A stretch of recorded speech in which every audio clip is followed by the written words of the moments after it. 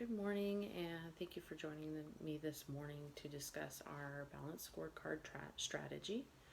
Um, we have had this in place for about a year, and we figured it was time that we take a look at it and determine if we need to reevaluate our strategy, take a different approach, or stick with the same one. So, um, today we're going to review the reason we decided to select this strategy back in 1993.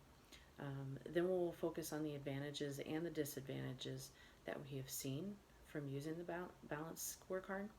We'll also discuss the results we've experienced along with some recommendations. And then finally, we'll discuss other implications or other considerations and the conclusion of the overall evaluation of this strategy. So as I said, we rolled out the balanced scorecard about a year ago in 1994. So why did we do all these changes? We had organizational structure changes and just our overall strategy and how we're rewarding employees. Now, keep in mind, we've seen some great results. And some of those reasons were that Global Oil, we had always used the financial metrics and some internal metrics like health and safety to determine our effectiveness. However, it became really clear in about 1990 that we needed to change our thinking and the way our overall approach to our strategy. We were lagging behind our competitors, and our financials were showing negative results year after year. So we knew we had to do kind of a big overhaul. Now, you all agree we needed a new strategy to have that quicker reaction time to changes in the market, especially at the local level. And we really needed to have that human-centered design thinking. We really needed to understand our customers. We wanted to create that surprise and that delight and deliver any benefits to our customers to increase that customer engagement. This also helps Global Oil identify what and when a customer might desire more help from a product or service, because we want to make sure that we're the ones that are there to provide that. And then lastly, we wanted to develop new business unit performance goals that clearly aligned with our corporate strategy. So one major advantage of the balanced scorecard is that it combines our decision management with our decision control. So if you remember when we discussed this in the beginning, decision management, that's provided by identifying the sequence of the objectives and then those key indicators that allow the organization to achieve its goals. And then we have the decision control, which is provided by establishing performance measures and targets for each one of those objectives. So it helped all of you easily identify those performance goals that aligned with that corporate strategy. And then from the employee's perspective, it creates that clear line of sight for them to understand how their actions and their decisions affect the overall organization.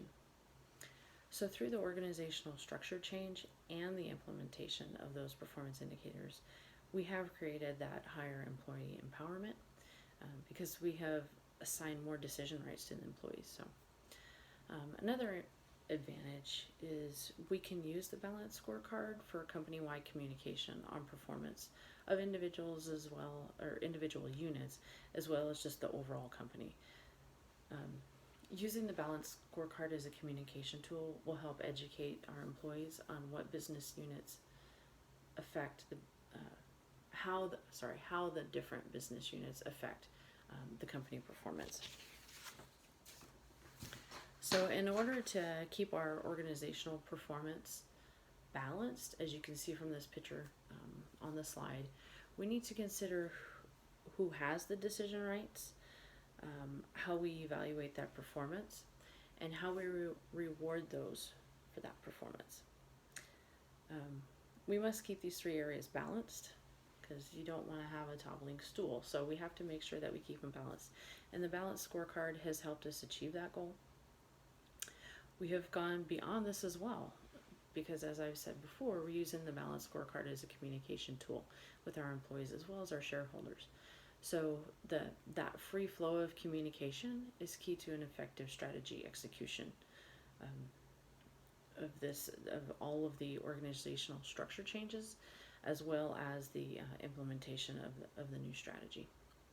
And lastly, by using the mystery shoppers and having the results as part of the performance indicators and our reward system, we keep the the customer's insight at the forefront of our decisions that we're making.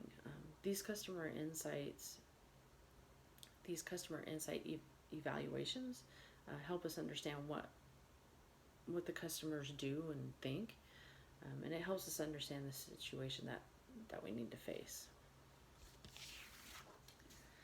Now, disadvantage. There are disadvantages. The main one that we have really realized is that all of our indicators are short term. This has hindered our long-term projects. So if we think of research and development, plant maintenance, even training, those are more long-term projects and activities, and we don't have our employees focused on those at all because all of our indicators are short-term focused. So this is a common problem with the balanced scorecard, and it's just something that we need to reevaluate and take into consideration. So many business units have also realized that we may have goal incongruence. So this indicates that our company goals may not be aligned with our employees' goals, which our employees' goals are based off of the reward system we have set up. So therefore, we need to alter our reward system. Now, by altering that, we align the reward with the performance that makes the company more successful. So we just need to, again, look at that and reevaluate. Along the same lines as goal incongruence, some performance indicators may be contradicting with our cost allocations. So, for example, if allocations like overhead costs are based on an indicator that we want to increase, then the allocations shouldn't be costed towards that to affect that indicator. So managers may be confused on what performance senior management is really wanting from them. It really sends that mixed signal. So say they may receive a bonus on increased sales volume. However, if the unit is charged for overhead based on sales volume, they're not sure what they want to do. They want to get their bonus, but they also don't want the overall income or revenue to be affected because they're getting charged this an increase in overhead. So senior management will need to continuously evaluate the results of our new strategy and the performance indicators. Now, because as the market changes, new indicators may be needed, so we may need to eliminate some and add some. The last item I do want to point out is that due to this continuous evaluation and just the nature of the balanced scorecard, there will be higher administrative costs. There's more metrics to track and report, and in turn that's just going to result in more staff time and resources. So since our implementation of the balanced scorecard strategy, we have seen an increase in communication among the various business units and the service organizations because we do have that more decentralized structure. This also allows for better communication using the balanced scorecard. So global oil has increased performance within the industry this past year. The overall business strategy is better aligned with the corporate level, or from the corporate level all the way to the individual level. Our local managers have more authority to make decisions to match the market changes, and then the senior management can easily evaluate the performance from reviewing those performance indicators. So it really helps the overall company understand what's going on. And we can have that that quick change if needed. So global oil, we really need to add the long-term goals to our performance indicators. This will allow us to avoid the horizon and agency problems that we've been seeing. For example, if employees and managers are paid on return on assets, so which is the net income divided by total assets, they can manipulate the results. For example, by decreasing inventory, they can be increasing their return on assets. And this can become a problem if we do not have enough inventory to supply our convenience stores during our high demand. So we may not be able to manufacture enough gas, if all of a sudden we have this peak demand and then it's going to be delayed because we still need to manufacture it. This is also why I recommend replacing the return on investments award with another indicator. Global oil will need to develop multiple overhead costs.